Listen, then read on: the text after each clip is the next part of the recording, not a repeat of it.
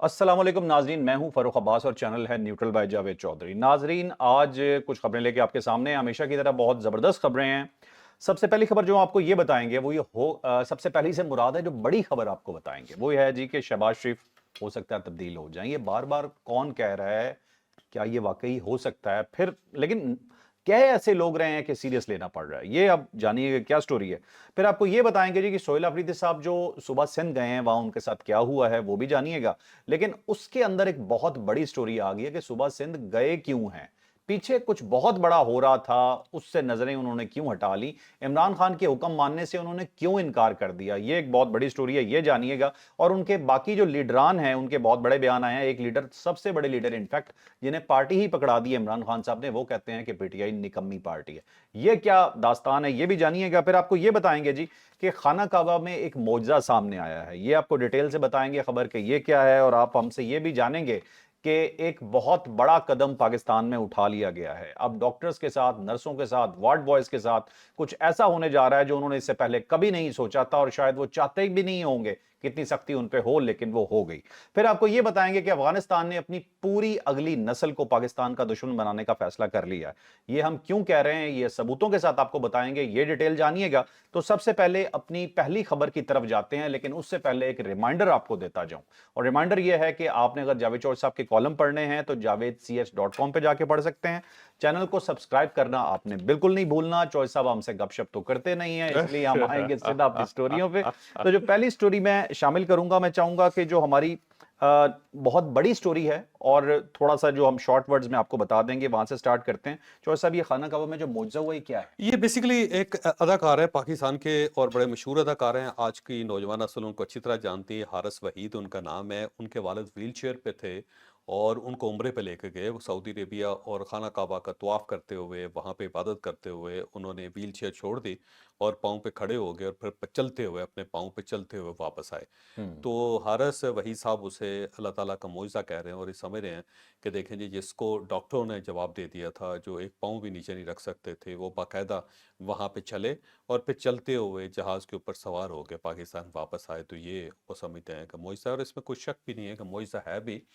बल्कि कहा यह जाता है कि वहाँ जब आप खाना काबा जाते हैं और आब ज़मज़म जब आप पीते हैं खाना काबा की तरफ देख के, तो इंसान की दुआएं कबूल होती हैं। हम्म। बल्कि जब आपकी पहली नज़र खाना काबा पे पड़ती है, तो जो कुछ आप चाहते हैं, जो आप सोचते हैं, वो हो जाता है। ठीक हमारा है। ईमान भी है, हमारा हम्म। ईमान का हिस्सा भी है, क्योंकि हम खाना काबा की तरफ मुँह करके नमाज अदा करते हैं।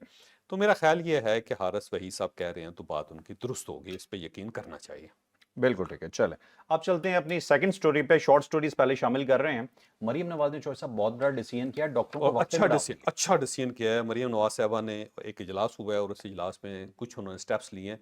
मैं समझता हूँ बहुत ही अच्छे स्टेप्स हैं, और ये पाकिस्तान के अंदर परमानेंट फीचर होना चाहिए। हम्म। ये जितने सरकारी अस्पताल हैं उसके अंदर ये फैसला हुआ है कि जो सिक्योरिटी गार्ड्स हैं, फिर हम्म। उसके साथ साथ जितनी वार्ड बॉयज़ हैं, जितनी नर्सिस हैं, जितना फार्मेसी स्टाफ है, उन सबको बॉडी कैम लगेंगे। ठीक है। यानी जो आप अमेरिकन फिल्मों के अंदर देखते हैं ना, जो हम्म। पुलिस कांस्टेबल होते हैं, हम्म। सर्जेंट्स होते हैं, उन्होंने बॉडी कैम लगाए होते हैं, कैमरे लगे होते हैं वर्दी पे उनके कैमरा जैसे लगा होता वर्दी पे कैमरा लगा है। होता है, और पीछे उसकी रिकॉर्डिंग हो रही होती है। और फिर अब तो नए सिस्टम आ गए हैं कि उसी तरह ऑनलाइन वो पीछे रिकॉर्ड हो रहा होता है, और बल्कि बास जो आपका मेन ऑफिस होता है वहाँ पे आप बैठ के कंट्रोल रूम से उसको देख भी सकते होते हैं। ठीक है। यानी बगैर बॉडी कैम के कोई पुलिस एहलकार थाने से नहीं निकल सकता, किसी आदमी को रोक नहीं सकता, इंटरोगेट नहीं कर सकता। और जब वो वापस आता है तो बॉडी कैम जो है उतरता है, उसके नीचे जो रिकॉर्डर है वो उतरता है, और फिर उसको जमा करवाया जाता है, और फिर उसका एनालिसिस किया जाता है। ठीक है। तो अब अगर ये अस्पतालों में हो जाता है, सरकारी अस्पतालों में हो जाता है, तो मेरा ख्याल है कारकर्दगी में बहुत ज़्यादा इजाफा होगा। हम्म। दूसरा, उन्होंने ये फैसला किया है कि दौरान ड्यूटी डॉक्टर्स जो हैं वो अपने मोबाइल फ़ोन जमा करवाएंगे, और मोबाइल फ़ोन इस्तेमाल करते हुए डॉक्टर नज़र नहीं आएंगे। हम्म। अच्छी बात है, ये होना चाहिए। लेकिन यहाँ पे एक सवाल है कि डॉक्टर्स जो होते हैं वो तो इमरजेंसी पे होते हैं, हर वक्त कोई ना कोई मरीज़ उनके साथ राब्ते में रहता है। तो ज़्यादा बेहतर ये है कि डॉक्टर्स को ऑफिशियल नंबर दे दिया जाए। यानी वो सिर्फ अगर ड्यूटी पे होंगे तो सिर्फ वही ऑफिशियल नंबर अटेंड करेंगे, हम्म। लेकिन उसके ऊपर सोशल मीडिया कोई एक्टिविटी नहीं होगी। ऐसा नहीं है कि अच्छा। उसके अंदर व्हाट्सएप हो, ऐसा नहीं है कि उसके अंदर आप यूट्यूब देखते हो, ऐसा ना हो कि वहाँ पे टिकटॉक हो। तो बगैर सोशल मीडिया के अगर आप उनको अलग फ़ोन दे देते हैं, तो हम्म। वो ताकि हर वक्त तो कनेक्टिविटी में तो रहें, बटनों राब्ते में वाले रहें। फोन दे। ऑटो वाले दे दें, कोई मसला नहीं। वह ठीक है। फ़ोन को सिर्फ़ फ़ोन होना चाहिए ना, बजाय इसके कि आप उसके ऊपर रील देख रहे हो। मैं अस्पतालों में जाता हूँ, कभी तो मैं देखता हूँ कि मरीज़ बैठे हुए हैं और जो नर्स है वो भी फ़ोन पे घुसी हुई है, वार्ड बॉय वो भी फ़ोन पे घुसा हुआ है, डॉक्टर साहब जो है ना वो भी फ़ोन पे लगे हुए हैं और अचानक बैठे-बैठे कहका लगाते हैं, हा, हा, हा, हा। अब वो मरीज़ चीख रहा है बेचारा, इस साइड पे आहो-बका है और हुँ, डॉक्टर साहब जो है ना कहके लगा रहे हैं, या वहाँ जो आईसीयू के अंदर भी जितना स्टाफ बैठा होता है, वो सब मोबाइल फ़ोन के ऊपर लगा होता है। हुँ, तो ये बड़ी ज़्यादती है और इसी का नुकसान ये होता है कि गलत दवाइयाँ लग जाती हैं हुँ, पेशेंट्स को, बल्कि गलत ऑपरेशन हो जाते हैं। और गुर्दे के ऑपरेशन के लिए बंदा आता है तो टांग काट के डॉक्टर भेज हुँ, देता है, टांग के ऑपरेशन के लिए आता है तो गुर्दा निकाल देता है उसका। ये बहुत बड़ा अच्छा फैसला है और साथ साथ मरियम नवाज साहिबा ने बड़ी हैरत का इजहार किया कि हमने 80 अरब रुपए दिए थे सरकारी अस्पतालों के लिए कि वो जी अद्वियात देंगे, लेकिन इसके बावजूद सरकारी अस्पतालों के अंदर अद्वियात मैसर नहीं है। तो हुँ, मैं सीएम साहबा को बताता हूँ कि वो अद्वियात तो अवेलेबल होती हैं, लेकिन वो बाहर जो अस्पताल होते हैं उसके सामने जो फार्मेसीज होती हैं, जो वहाँ पे ड्रग हुँ, स्टोर्स होते हैं, वहाँ पे जाके बिक जाते हैं। हुँ, यानी अगर आपने फ़र्ज़ करें 200 रुपए की मेडिसिन दी है, तो 100 रुपए की वहाँ पे बिक जाएगी जाके।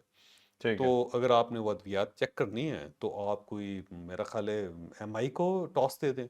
वो आपको आइडेंटिफ़ाई कर देगा कि किस-किस ड्रग स्टोर के ऊपर कितनी-कितनी दवाइयाँ बिक रही हैं। क्योंकि लोकल तो एडमिनिस्ट्रेशन सारी मिली हुई है, माफिया बा है बा पूरा। पूरा-पूरा माफ़िया है। मरीज़ ठीक को है। तो अद्वियात मिलती नहीं है। लेकिन बहरहाल पंजाब गवर्नमेंट ने एक बड़ा अच्छा फ़ैसला किया है। मैं पिछले दिनों शायद मैं पहले भी बता चुका हूँ कि मेरे गाँव के अंदर एक मरीज़ है, हार्ट का मरीज़ है। तो मैंने उससे पूछा कि अगर अद्वियात का इश्यू है तो मुझे बताओ, मैं यहाँ से इस्लामाबाद से भेज दिया करूँ। तो उसने बड़ी मज़े की बात की। हुँ, उसने कहा नहीं जी, मेरी जो दिल की दवाइयाँ हैं मुझे अपने गाँव में मिलती हैं। मैंने कहा गाँव में मिलती हैं क्या मतलब? कहते गवर्नमेंट के बंदे गाँव में आके हमें दवाई सप्लाई करते हैं, वो देते हैं। अच्छा, फ्री दवाई गाँव में अच्छा। आके वहाँ पे उनको डिलीवर करते थे। मैं बड़ा हैरान हुआ। हुँ, मेरे हुँ, लिए ये नई बात थी वैसे ऑनेस्टली। अच्छा। तो पता चला कि वो जी जितने परमानेंट मरीज़ हैं ना, जिनकी परमानेंट दवाइयाँ खानी पड़ती हैं, हुँ, उनको Punjab government at the door step medicine फराहम करती है। ये तो बहुत ज़बरदस्त बात है। बड़ी बात है, मैं वाक़ई हैरान हुआ बहुत हुँ, ज़्यादा। हुँ, हुँ, हुँ, तो ये अच्छी बात है अगर ये सिस्टम को बेहतर बनाया जा रहा है। साथ-साथ उन्होंने कहा जी कि डॉक्टरों की जो तनख्वाहें हैं, उनके अंदर इज़ाफ़ा होगा परफ़ॉर्मेंस बेस, तो बड़ी अच्छी बात है यार। ये हुँ, अगर स्टेप सिर्फ़ ये भी ले लिया जाए ना, तो मेरा ख़्याल है पाकिस्तान के अंदर बड़ी तब्दीली आ सकती है। हुँ, हुँ, हुँ, अब इसको आगे बढ़ाया जा सकता है, मतलब जो टीचर्स हैं उनके भी बॉडी कैंप्स लगा दें, हुँ, हुँ, हुँ, ताकि हुँ। कम से कम वो भी आके, या फिर ऐसी ऐप्स बनाई जाए ताकि वो पता चले कि वो पढ़ा भी रहे हैं या नहीं, ताकि गोस्ट स्कूल कम से कम ख़त्म हो सके, गोस्ट टीचर्स ख़त्म हो सके पाकिस्तान में। बिल्कुल ठीक है जी, बहुत ज़बरदस्त बात है जी, हमने यकीनन जो अच्छी चीज़ होगी उसकी तारीफ़ हम ज़रूर करेंगे। अब आते हैं जी अपनी अगली स्टोरी पे। अफ़गानिस्तान अपनी अगली नस्ल को तब्दील कर रहा है दुश्मनों में पाकिस्तान के लिए। कौन करवा रहा है? यकीनन इसके पीछे एक ही मुल्क हो सकता है। अब ये डिटेल से स्टोरी जानते हैं, ये हुआ क्या? खोस्त सूबे के अंदर एक स्कूल है, अज़हर नाम है स्कूल का, जामियातुल अज़हर नहीं होता जैसे, हुँ, हुँ, ये उस तरह है। और वहाँ पे एक फंक्शन हो रहा था और उस फंक्शन की जो फुटेज है वो रिलीज़ हुई और वो हम तक पहुँचे।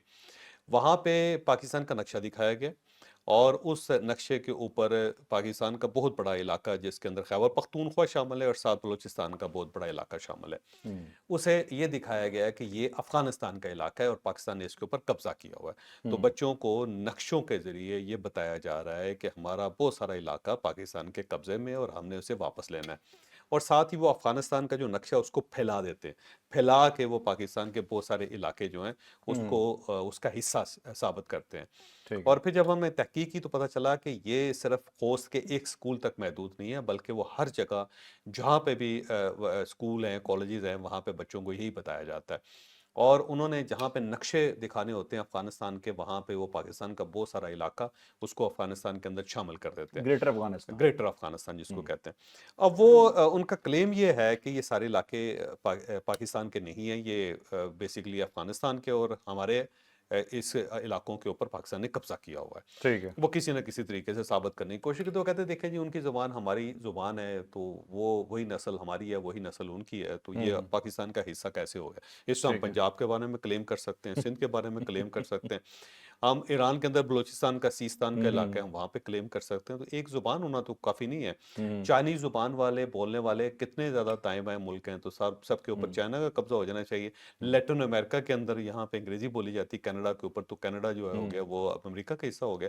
तो ये अजीब-सी बात है, लेकिन बहरहाल اب اس کے پیچھے تھوڑی سی ایک سازش ہے پراپر، یہ انڈیا فنڈ کر رہا ہے اس کو، اور انڈیا پراپر جو ہے نا انویسٹ کر رہا ہے کہ نئی نسل جو افغانستان کی ہے وہ بھی پاکستان کی دشمن ہو.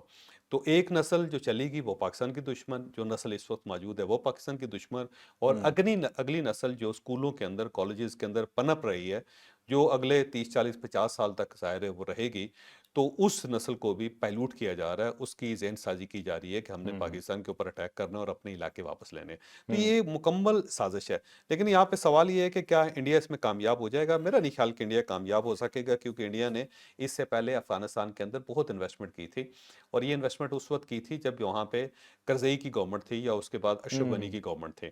وہ گورنمنٹ گئی اور اس کے بعد پورا انڈیا پیک ہو گیا، اس کے سارے کونسلیٹ بھی بند ہو گئے، اور اسٹاف جو تھا اس کو اپنی جان بچانے کے لیے پاکستان کی مدد لینی پڑی. پاکستان نے ان کی مدد کی تو وہ وہاں سے بھاگ کے انڈیا واپس پہنچ سکے. سیم اس طرح بنگلہ دیش کے اندر کتنی زیادہ انویسٹمنٹ کی، 50 سال انڈیا وہاں پہ لگا رہا، لیکن جب واش آؤٹ ہوا تو اب آپ کے سامنے اب بنگلہ دیش نے انڈیا کو ویزا دینا سے انکار کر دیا ہے، ویزا سروسز انہوں نے معطل کر دیا سارے. ٹھیک ہے. تو اس سے آپ اندازہ لگیں کہ آپ جتنی بھی انویسٹمنٹ کریں، لیکن جب قوم بدلتی ہے تو پھر بدلتی ہے، بدلتی ہے بالکل. بدلتی ہے تو اچھا بدلتی ہے. چوہے صاحب، یہ شیخ چلی کے خواب ہیں یہ سارے جو افغانستان دیکھ رہا ہے یا دکھا رہا ہے، یہ گاؤں سپلائی ہونا تو نہیں شروع ہو گیا کہ افغانستان میں مودی خود تو پیتا تھا، افغانستان بھی بھیج رہا ہے کہ تم بھی پیو، دیکھو کیا کیا ہوتا ہے. پھر ایسی سوچیں آتی ہیں.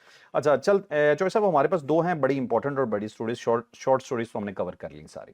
سب سے پہلے تو آتے ہیں شہباز شریف صاحب کی تبدیلی کے حوالے سے بات ہو رہی ہے، اور یہ پہلی دفعہ نہیں ہو رہی، کئی دفعہ ہو چکی ہے. ایک اور بڑے لیڈر کے بارے میں بھی بات ہو چکی ہے.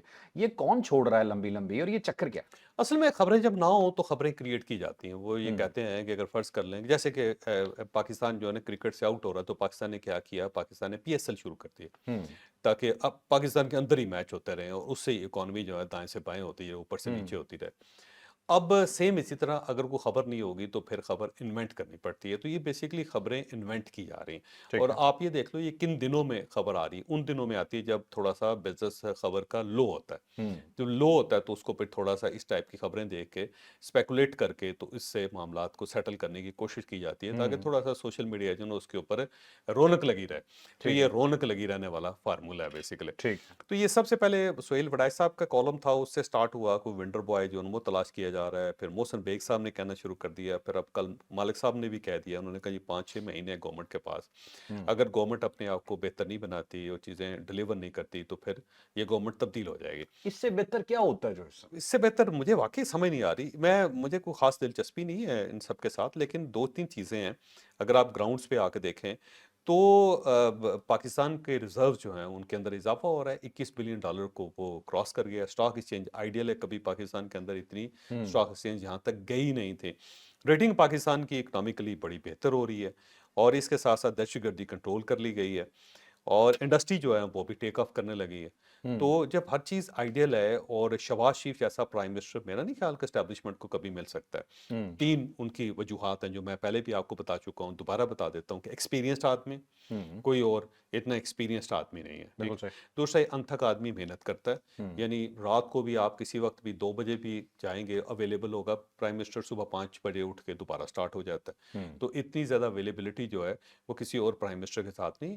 یہ جو تھے نا عمران خان صاحب، یہ 5 بجے سے پہلے بنی گلا چلے جاتے تھے، اور صبح 11 11:30 بجے آتے تھے، اور اس کے بعد ایکسیسیبل نہیں ہوتے تھے. شام 5 کے بعد ایکسیسیبل نہیں ہوتے تھے؟ نہیں، شام 5 بجے کے بعد ایکسیسیبل نہیں ہوتے تھے. اچھا. ان کو تلاش کرنا پڑتا 9 to تھا. 5 نوکری ہو رہی؟ 9 to 5 بھی کہاں، 11 11:30 12 بجے تک اچھا. آتے تھے. اور ایک مرتبہ جنرل باجوہ صاحب نے بڑا احتجاج کیا، انہیں کہ سر یہ بڑی زیادتی ہے، آپ پرائم منسٹر ہیں، پورے پاکستان کی ذمہ داری ہے آپ کی، تو آپ یہاں پہ جلدی آیا کریں اور دیر تک بیٹھا کریں. آپ اس کے بعد آؤٹ کیوں ہو جاتے ہیں؟ تو انہوں نے کہا جی میری اپنی پرائیویٹ لائف ہے، میں اس کے اندر چلا اچھا. جاتا ہوں. تو میرا نہیں. اور میاں نواز شریف صاحب بھی بڑی جلدی چلے جاتے تھے. میاں نواز شریف صاحب جلدی جا کے سو جاتے تھے، اور وہ بھی ایکسیسیبل نہیں ہوتے تھے.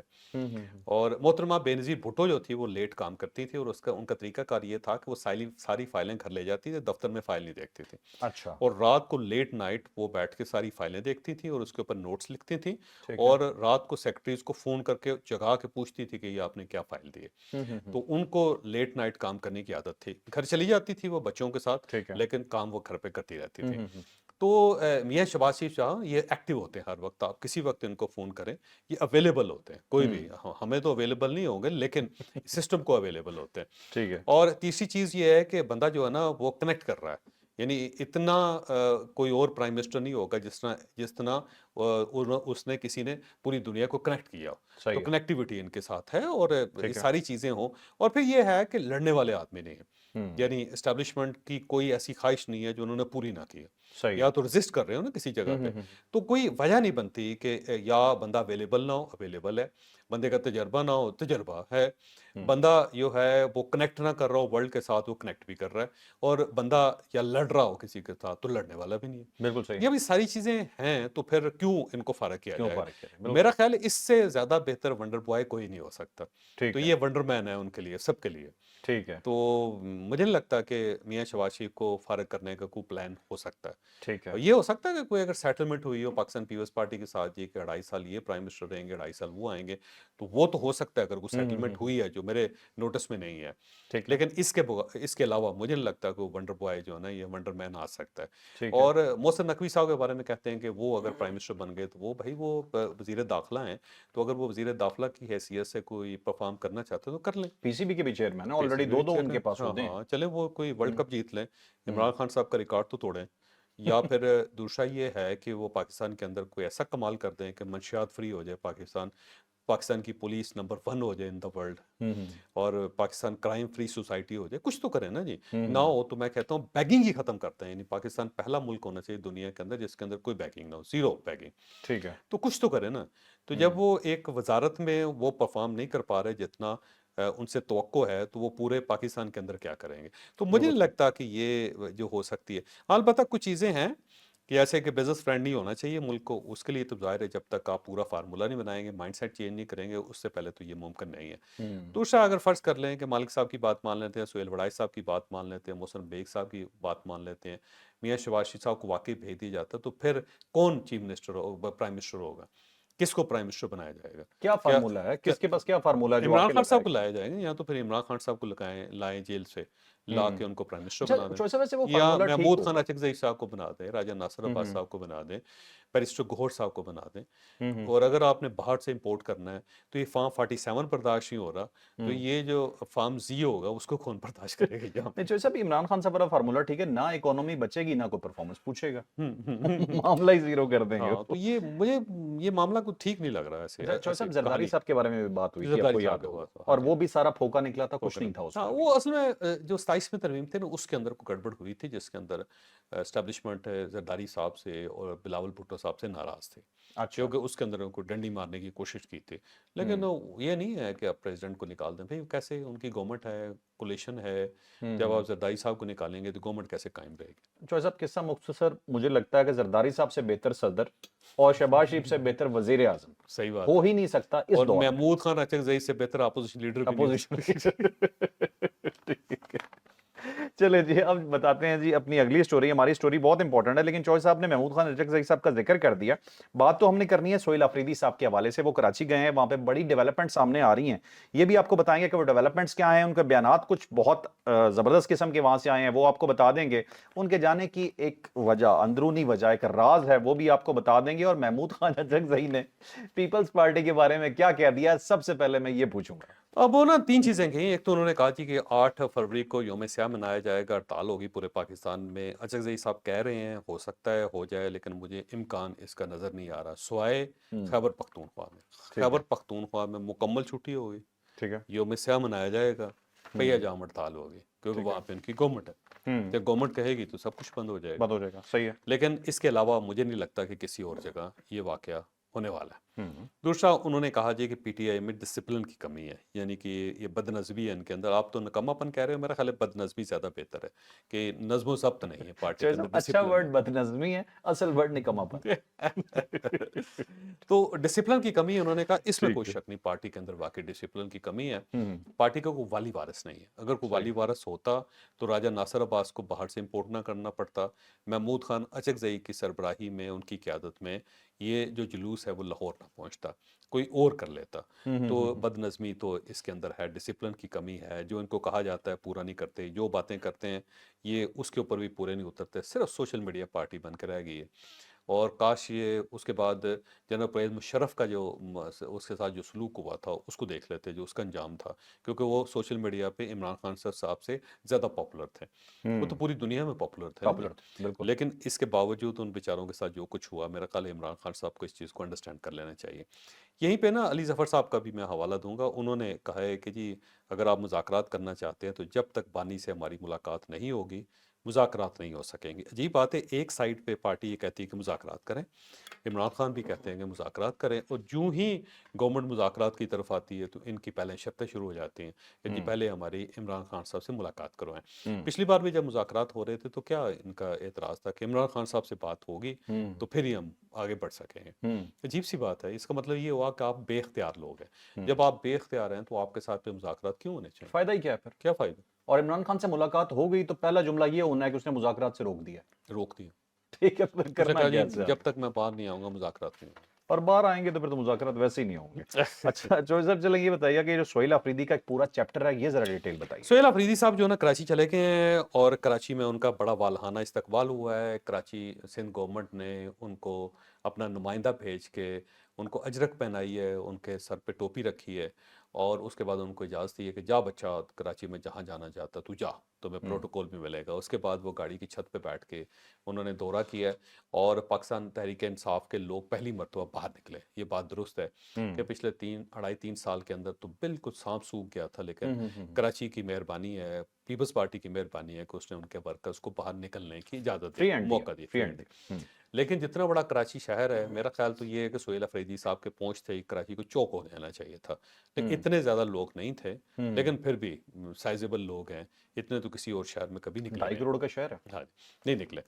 تو بہرحال اس کے بعد وہ وہاں پہ کراچی پریس کانفرنس کے اور پریس کلب گئے، اور وہاں پہ انہوں نے پریس کانفرنس کی کراچی پریس کلب میں، اور وہاں پہ انہوں نے کہا کہ جی اگر کے پی کو حق کے مطابق پیسے ملتے رہتے تو کے پی دوسرے صوبوں سے بہت زیادہ ترقی کر جاتا ہے۔ یہ وہی 9 من تیل ہے کہ وہ کیونکہ نہیں ملا تھا تو رادہ ناچ نہیں سکے، یا یہ ہے کہ جی اگر وقت پہ میری شادی ہو گئی ہوتی تو میرے 14 بچے ہوتے، یا اگر بارش ہو جاتی تو ہماری فصلیں جو ہے نا لہلہا اٹھتی، اور اگر ہماری زمین جو ہوتی وہ سعودی عربیہ کا حصہ ہوتی تو اس کے نیچے سے بڑا پیٹرول نکلتا۔ یہ اگر مگر ہے جی، اگر مگر ہے، اگر مگر کے اوپر دنیا نہیں چلتی۔ دنیا اس چیز پہ چلتی ہے کہ جو آپ کے پاس ریسورسز تھے آپ نے اس کو کتنا یوٹیلائز کیا۔ جو پیسے خیبر پختونخوا کو ملتے ہیں انہوں نے ابھی تک وہ یوٹیلائز نہیں کیے۔ ہر مرتبہ ان کے بجٹ الیپس ہو جاتے ہیں، اور پھر کرپشن کی ایسی ایسی خوفناک کہانی ہے، کوستان سکینڈل ہی دے لیں، دیکھ لیں، 40 ارب روپے تو اس کے اندر سے نکلا ہے۔ تو سوال یہ ہے کہ اگر آپ کو مزید پیسے دیے جاتے مزید کرپشن ہوتے، اگر آپ کو مزید پیسے دیے جاتے مزید ڈیزاسٹر کریٹ ہوتا۔ پیسے دیے ہیں سر، یہ فیڈرل گورنمنٹ نے اناؤنس کیا تھا، پوری ڈیٹیل بتائی تھی کتنے پیسے ملے ہیں۔ بالکل صحیح۔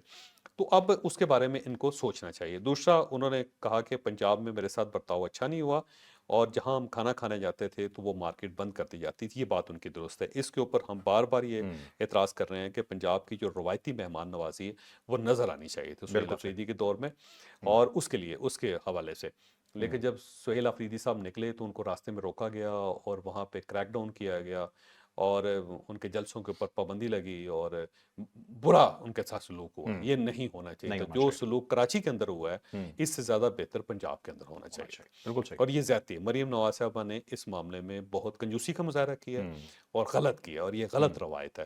اور ساتھ ساتھ انہوں نے کہا جی کہ اب اگر سندھ سے کوئی لیڈر آئے گا تو ہم اس کا استقبال کریں گے، تو اچھی بات ہے، کرنا چاہیے، کھلے دل کے ساتھ سب لوگوں کا استقبال ہونا چاہیے۔ ایک سٹنگ چیف منسٹر ہے مراد علی شاہ صاحب، یا پھر بلاول بھٹو صاحب جو ہیں وہ چیئرمین ہے پارٹی کے، تو چیئرمین اگر جائے گا تو سب کو موقع ملنا چاہیے نا جی۔ کسی گورنمنٹ کو یہ حق نہیں ہے کہ ان کا راستہ روکے۔ بالکل۔ تو یہ انہوں نے اعلیٰ ظفری کا مظاہرہ کیا، پازیٹیو اور اچھا میسج، اچھا میسج۔ اچھا، ساتھ ساتھ انہوں نے کہا جی کہ کے پی جو ہے نا سستی بجلی بنا رہا ہے، اور لیکن وہ سستی بجلی سب سے سستی بجلی بنا کے ہمیں وہ رائٹس نہیں دیے جا رہے۔ تو اب سوال یہ ہے کہ کے پی کیسے بجلی بنا رہی ہے؟ تو باپٹا بجلی بنا رہا ہے نا، یہ ڈیمز جو ہیں وہ وفاق کے پاس ہے، جگہ جو ہے نا وہ خیبر پختونخوا کی ہے۔ یہ بالکل ایسے ہے جیسے پنجاب کے بارے میں کہا جائے کہ وہ سستی گندم بنا رہا ہے، لہذا یہ اس کا کمال ہے۔ بھائی اس کا کمال تو گیس سندھ سے آ رہی ہے، گیس جو ہے سندھ سے آ رہی، تو اب سندھ کا کمال ہو گیا۔ وفاقی ادارے ہیں، ان کا یہ کام ہے سارے، یا بھی وفاق یہ کہہ سکتا ہے کہ جی نوٹ تو میں ہی چھاپ رہا ہوں نا جی، تو یہ ایسا وہ تو نہیں سب ہوتا اپنی تھا۔ ڈیڑھ ڈیڑھ کی مسجد بنا لینا پھر اس طرح سے. ڈیڑھ ڈیڑھ کی ہاں مسجد سب کا اپنا اپنا ہے, ایک سب کا ملک ہے نا, ایک ملک پروڈیوس کر رہا ہے. کیا ملک پروڈیوس کر رہا ہے۔ دوسرا یہ ہے کہ اگر آپ یہ سمجھتے ہیں کہ آپ بجلی سستی پروڈیوس کر سکتے ہیں تو آپ اور ڈیم بنا لیں. کوئی 300 ڈیم آپ نے کہا تھا ہم نے بنانے ہیں یا 300 ہم نے بنا لیے تھے. وہ بجلی آپ الگ بنا کے تو وہ نیشنل گریڈ کو دیں, آپ بیچ دیں. بیچتے ہیں, بالکل صحیح. بیچتے کیونکہ وہ بنائی آپ نے. ہوں جیسے کہ لوگ پرائیویٹ ہوتے ہیں نا, سولر پینل لگا کے تو بجلی بیچ رہے ہوتے ہیں, تو آپ اس طرح کر لیں. تو اس بات سے میں ان کی اتفاق نہیں کرتا. دوسرا انہوں نے کہا جی سندھ میں ذوالفقار علی بھٹو اور بے نظیر بھٹو کی جمہوری حکومت نظر آئی ہے, یعنی کہ وہ ان کو کہہ رہے ہیں کہ جمہوریت پسند ہے اور بہت اچھے لوگ ہیں. لیکن میرا خیال ہے ان کو چاہیے کہ عمران خان صاحب سے پوچھ لیں, کیونکہ وہ آصف علی زرداری کو سب سے بڑا ڈاکو کہتے ہیں اور بلاول بھٹو کی وہ نقلیں اتارا کرتے تھے. بلاول بھٹو کی نقلیں اتارتے تھے, اور جو گنڈا پور صاحب نے کیا بلاول بھٹو کے بارے میں وہ بھی سب پوری دنیا کے سامنے. پوری دنیا تو میرا خیال ہے ان کو یہ پوچھ لینا چاہیے کہ کون سے خیالات درست ہیں. مجھے لگتا ہے اس کے اوپر تو ٹھیک ٹھاک قسم کا اعتراض عمران خان صاحب کی طرف سے آ جائے گا. ساتھ ساتھ انہوں نے کہا جی کہ کے پی جو ہے نا, کے پی آئیں گے تو ہم آپ کی عزت کریں گے, بہت اچھی بات ہے, یہ ہو گیا. دوسرا کسی نے پوچھا کہ آپریشن جو ہے وہ بتائیں کہ جی آپ کہہ رہے ہیں کہ اجازت جو ہے وہ نہیں دیں گے, تو آپ سے اجازت مانگ کون رہا ہے؟ انہوں نے کہا یہی مسئلہ ہے, ہم سے اجازت مانگی نہیں جا رہی, ہم چاہتے ہیں کہ ادارے اپنی ڈومین میں رہیں. تو مسئلہ صرف یہ ہے کہ میرا خیال ہے وہ کہہ رہے ہیں کہ ہم سے پوچھ کے کر لیں آپ. تو بھائی اگر پوچھیں گے تو اس کے بعد ایک نیا پڑھنا پڑ جائے گا, تو اس کو ہونے دیں تاکہ ختم ہو. دوسرا وہ خود بھی کہتے ہیں کہ یہ جو دہشت گردی ہے یہ ہمارے اوپر امپوز کی گئی ہے اور ہم دہشت گردوں کی آباد کاری کے خلاف تھے. اور ساتھ انہوں نے دوبارہ کہا کہ مراد سعید صاحب نے اس کے اوپر تقریر کی تھی, بھائی یہ آپ کی گورنمنٹ تھی, آپ کا دور تھا, فیض حمید صاحب آپ کے سب کچھ ہوتے تھے اور وہی یہ لے کر آئے تھے. پرائم منسٹر بھی عمران خان صاحب کو چاہیے تھا کہ صاف انکار کر دیتے کہ خبردار جو بندہ ادھر کو آیا اور اگر کسی آدمی نے جا کے وہاں پہ چائے پینے کی غلطی کی تو مجھ سے برا نہیں ہوگا. جناب فیض حمید صاحب وہاں پہ پرل کانٹیننٹ کے اندر کھڑے ہو کے, انٹر کانٹیننٹ کے اندر کھڑے ہو کے چائے پیتے رہتے, اس کی تصویریں تک چھپی تھی.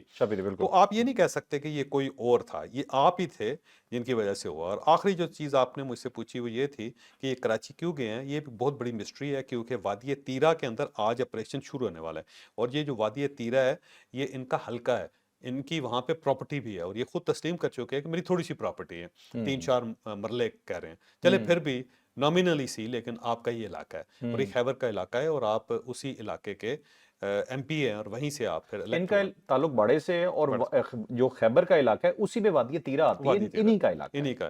تو وہ اس طرح کہ اس کے اندر آج آپریشن شروع ہو رہا ہے, اور آپریشن شروع ہو رہا ہے, اور یہ بجائے اس کے کہ آپریشن روکتے, جو عمران خان صاحب نے کہا تھا نا وہاں پہ کوئی آپریشن نہیں ہوگا, تو ان کو چاہیے تھا کہ بلڈوزر کے سامنے جس طرح کھڑے ہوتے ہیں نا, ٹینک کے سامنے کھڑے ہو جائیں, توپوں کے سامنے کھڑے ہو جائیں, کہے کہ میری لاش کے اوپر سے گزر کے جا کے آپ آپریشن کر سکتے ہیں. تو آپریشن کے نازک وقت میں جب ان کو وہاں ہونا چاہیے تو کراچی بھاگ گئے, تو یہ کراچی چلے گئے, آپریشن یہاں ہو رہا ہے. تو جب یہ واپس آئیں گے تو اس وقت تک وادی تیرا خاصی حد تک کور ہو چکی ہوگی, یہاں پہ وہاں پہ فوج کی پوسٹیں ہوگی پراپر. تو انہوں نے آپریشن روکنا تھا, عمران خان صاحب نے کہا تھا روکنا ہے, تو یہ عمران خان صاحب کو دھوکہ دے کے کراچی چلے گئے. مجھے لگتا ہے کہ عمران خان صاحب اس کے اوپر ان کی کلاس لیں گے. دوسرا عمران خان نے کہا تھا جی کہ بڑا احتجاج کرنا ہے, یہ بڑے احتجاج کے بجائے چھوٹے چھوٹے احتجاجوں کی طرف چلے گئے ہیں. یہ بھی مجھے لگتا ہے کہ عمران خان صاحب کو دھوکہ دے رہے ہیں ٹھیک ٹھاک قسم کی. اور ان کی جو پالیسی ہے وہ بڑی لانگ ٹرم سی ہے, ہومیوپیتھک قسم کی پالیسی ہے کہ چھوٹے چھوٹے چھوٹے چھوٹے چھوٹے لگے رہو, اپنی ذمہ داری جو ہے نا اس کو جھاڑتے رہو, گونگلوں کے اوپر سے مٹی جھاڑتے رہو. اس کا مطلب چوائس اب یہ بنتا ہے کہ عمران خان کا کوئی حکم بھی یہ نہیں مان رہا. مجھے نہیں لگتا کہ یہ کوئی مانگ رہے. اچھا دوسرا یہ ہے کہ جی وادی تیرا کے اندر آپریشن شروع ہونے والا ہے آج, اور اس کے اندر جتنے وہاں پہ لوگ تھے ان کو 2.5 لاکھ روپے گورنمنٹ نے ایک یکمشت دینا, اور اس کے بعد جو ہے ان کو 50,000 روپے ماہانہ دیا جائے گا, اور 2 ماہ یہ علاقہ خالی رہے گا, 2 ماہ یہ لوگ یہاں پہ نہیں ہوں گے, اور اس دوران اس کو کلین کیا جائے گا. لیکن پھر یہاں پہ ایک اور سوال بھی پیدا ہوتا ہے کہ سردیوں کے اندر تو وادی تیرا ویسے ہی خالی ہوتی, لوگ تو یہاں سے ویسے ہی چلے جاتے ہیں, تو کیوں یہ 2.5 لاکھ روپے ضائع کیے جا رہے ہیں, اور کیوں 50,000 ماہانہ دیا جا رہا ہے؟ میرا خیال شاید لوگوں کو مطمئن کرنے کے لیے. چوائس اب اسٹیٹ بلیک میل ہوتی ہے, سیدھی بات یہ ہے کہ جو وہاں کا ریزیڈنٹ ہے, نادرا سے ڈیٹا نکلوایا گیا ہوگا, سب نے کہا ہوگا میں پیسے دو, جسے انکار کریں گے وہ ناراض ہو جائے گا. سارا ایشو یہ بیچاری اسٹیٹ کو یہاں انہوں نے پھنسایا. نہیں ٹھیک ہی ہے, اپنے لوگوں کو پیسے دے رہے ہیں, کون سے کسی. ہاں بالکل ٹھیک ہے. اور دوسرا یہ لڑکا سہیل آفریدی مجھے ٹھیک لگ رہا ہے, مطلب کوئی چیز ایسی نہیں کر رہا جس میں اسٹیٹ کو نقصان ہو. عمران کو تھوڑا تھوڑا ہو رہا ہے, یہ عمران کو پتہ تب چلے گا جب پوری بات کھلے گی. ٹھیک ہے, تو یہ تھا ناظرین آج کا ویلاگ, یقیناً آپ کے لیے بہت انفارمیٹیو رہا ہوگا. خالصتان آپ مجھے یاد کرواتے رہتے ہیں, بالکل ٹھیک کہہ رہے ہیں, خالصتان نہیں بولنا, انڈیا کو یاد کرواتے رہیے گا. اپنا خیال رکھیے, اجازت دیجیے, اللہ حافظ. پاکستان زندہ باد.